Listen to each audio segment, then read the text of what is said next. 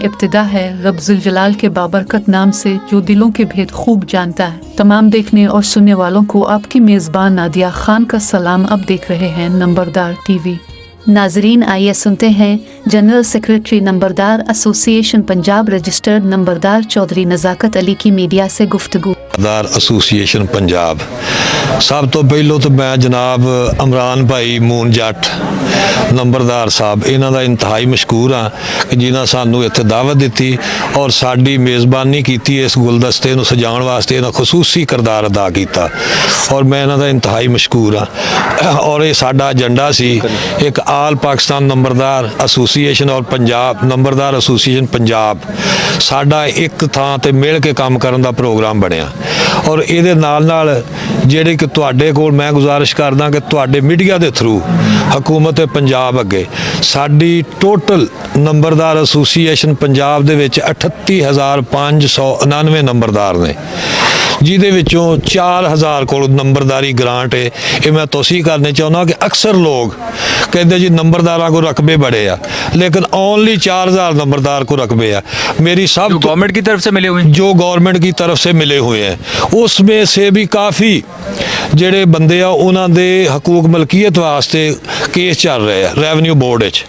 और मैं गौरमेंट ਜਿਹੜੀ मौजूदा हुकूमत के अगे पुरजोर गुजारिश करांगा कि ਜਿਹੜੇ ਸਾਡੇ नंबरदार बगैर रकबे तो फ्री काम करते आ इलैक्शन होवे आर्मी की एक्सरसाइज होवे कोई भी काम निगहबान प्रोग्राम है करोना का दौर आंदा कोई भी होर प्रोग्राम आंदा जिहदे विच सारे नंबरदार खसूसी किरदार अदा करता फिर गौरमेंट नूं सब तो ज़्यादा रेवन्यू जिहड़ा वा आ बयाने की शक्ल विच वो नंबरदार साडा इकट्ठा करके दिंदा। और बाज़ दफ़ा इस तरह हुंदी है कि नंबरदार आपदी जेब चों भी पैसे मामले दे जमा कराउंदा सिर्फ आपदी इज्जत की खातर कि मेरी नंबरदार होने के नाते जिहड़ा वा मेरी इज्जत बरकरार रहे। इस तो इलावा सानू गौरमेंट नाल इहो ही मुतालबे आ कि नंबरदार नूं हर कमेटी दे विच नुमाइंदगी मिले और जिस तरीके नाल होण ये साडा आपको लग रहा है कि पंजाब गवर्नमेंट आपको नुमाइंदगी देगी और पूरा हक देगी जिस तरह अभी मरीम नवाज शरीफ साहबा ने सीएम का हलफ उठाया और बड़ी मुतरक नज़र आ रही।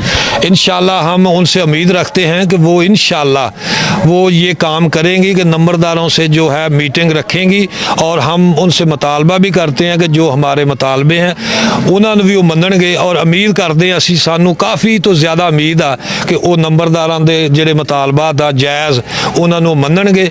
और कुछ कदर जिहड़ा वा सानू नज़र आ रहा कि जिवें कि एक गौरमेंट की तरफों डायरैक्शन आ रही वा नंबरदारां दियां DC साहबान नूं कमिश्नर साहबान नूं कि नंबरदारां दे तावन नाल जिस तरीके नाल हुण निगहबान प्रोग्राम विच भी नंबरदार जिहड़े खसूसी तौर ते उन्हां दी आवाम दी यानी कि पिंड वालियां बंदियां दी नुमाइंदगी कर रहा है कि उन्हां नूं राशन तकसीम कराउण च गौरमेंट दी हैल्प कर रहा है मदद कर रहा है। वो इंशाल्लाह सानू इस तो साबित हुंदा कि इंशाल्लाह गौरमेंट जिहड़ी आ हुकूमत पंजाब और वफाकी हुकूमत भी उस तो भी असीं उम्मीद करदे क्योंकि साडा जिहड़ा अलायंस आ वो आल पाकिस्तान नाल आ और ये साडा सब तो ज़्यादा असीं पूरे पाकिस्तान दे विच नंबरदार एसोसीएशन पंजाब और आल पाकिस्तान जम हो के एक जगह ते असीं वर्क करनी है और असीं पूरे पंजाब नहीं पाकिस्तान लेवल ते असीं काम करांगे और असीं हुकूमत जिहड़ी वफाकी है उहदे ते भी मुतालबा करदे हां कि वो भी साडे नंबरदारां नूं पूरा कोऑपरेट करेगी। इत्तेहाद के लिए अपना किरदार अदा करें अना और ज़िद से निकलकर एक बार ज़रूर सोचें क्योंकि खुशहाल नंबरदार मुस्तहकम पाकिस्तान की ज़मानत है।